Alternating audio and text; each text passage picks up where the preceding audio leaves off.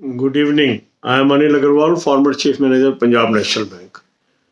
In comments, I am reading one comment. What is the use? It is added now regarding PNB vacancies. You should be very clear in your mind. These vacancies were added prior to this result. So the people, those are spreading misinformation. It is of no use. PNB added these vacancies in the month of January. So these are prior to result, and that's why the cutoff may be less in West Bengal and Assam, because most of the vacancies were added in West Bengal and Assam, because these vacancies are resultant of United Bank of India branches added in Punjab National Bank, because they were not taking staff for many years. So after merger, PNB has now initiated filling those vacancies. So you should be very clear. Unnecessary finding fault with others will take you nowhere. Right from the beginning, I was telling that although in first notification vacancies are 1,500, ultimately vacancies will reach a level of 8,000 plus minus 10%.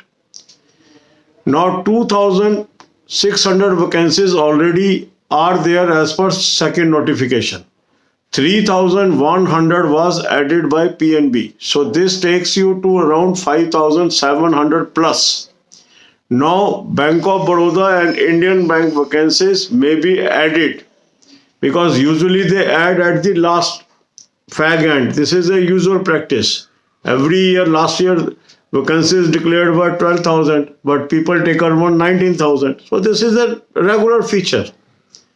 Anyhow, it is always good if all the banks notify the vacancy well in advance. It is helping each and every one. But always don't have wrong information that PNB has not added the vacancies well in time. PNB added the vacancies well in time, and this 3,100 vacancies has helped many candidates to clear the pre. We should be very clear about this concept. अब यही बातें हम हिंदी में करेंगे. आज मैंने एक video डाली पीएनबी की वैकेंसी एडिशन पे. उसमें कुछ लोग एक गलत इंफॉर्मेशन का कमेंट कर रहे हैं. अब क्या फायदा, ये पहले जुड़ जाती तो फायदा होता. ये पहले ही जुड़ी हैं रिजल्ट से, और इसीलिए आप देखेंगे कि वेस्ट बंगाल असम का कट ऑफ लोअर है. और उसका कारण ये है कि पीएनबी में जो यूनाइटेड बैंक ऑफ इंडिया मर्ज हुआ है, वहां काफी टाइम से क्लरिकल वैकेंसीज फिल नहीं हुई थी. वो पीएनबी ने इस साल वो वैकेंसीज रिक्विजिशन की है. तो जो असम और वेस्ट बंगाल में वैकेंसीज बढ़ी हैं, वो यूनाइटेड बैंक की अर्स्टवाइल ब्रांचेस की वजह से पीएनबी की वैकेंसीज बढ़ी हैं. और मैं शुरू से आपको कह रहा था कि 1,500 वैकेंसी पहले नोटिफिकेशन में आया था, बाद में बढ़ के ये लगभग 2,500 कुछ हो गई थी, और 3,100 पीएनबी की ऐड हो गई. 5,600-5,700 ये वैकेंसीज हो गई. अल्टीमेटली 8,000 प्लस माइनस 10% पे जाकर ये आंकड़ा रुकेगा. बैंक ऑफ बड़ौदा हर साल आखिर में वैकेंसीज लेता है. इसी तरह इंडियन बैंक से भी संभावना, और भी बैंक थोड़ी बहुत वैकेंसीज बढ़ा सकते हैं फाइनल सिलेक्शन तक, क्योंकि वैकेंसी आइडेंटिफिकेशन अपने आप में एक क्रिटिकल फेज है. और खासकर ये साल तो बहुत ही क्रिटिकल था कोविड का. तो कई बार हम बिना जाने बूझे भी एक इंफॉर्मेशन स्प्रेड करने लगते हैं, और एक ऐसा माहौल सा क्रिएट करने लगते हैं जैसे सब कुछ गलत हो रहा है. ये अच्छा है कि सभी बैंक टाइम से वैकेंसीज नोटिफाई कर दें और उसके बाद एग्जाम हो.